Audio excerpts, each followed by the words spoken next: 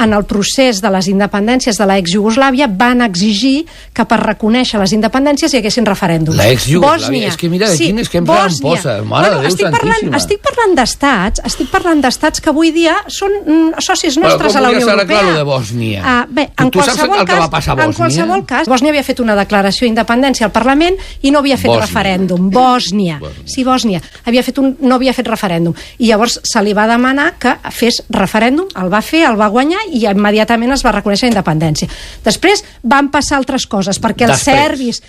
Com a conseqüència de què? Com a conseqüència de res. Com a conseqüència de que els serbis no van acceptar... Tenim que ser una miqueta curós amb les coses que parlem, com a conseqüència que hi havia... Perquè mira com va acabar tot això de Bòsnia. Sí, d'acord, que ens està amenaçant. Està dient que Espanya farà el mateix que Milosevic? No, tot el contrari. Que és el que està dient, que farà com el Milosevic? Perquè el qui va fer, perquè a Eslovènia i altres estats... Escolti, jo és el que pregunto. Perdoni. És el que pregunto, perquè és el que sembla, no? No. Jo li estic dient com van terminar les coses a Bòsnia.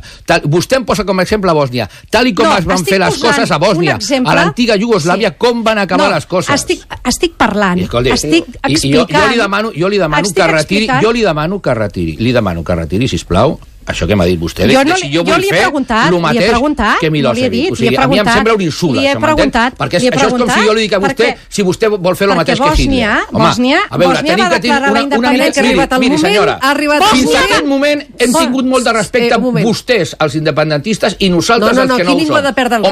O mantenim el respecte o, de lo contrari, anirem malament.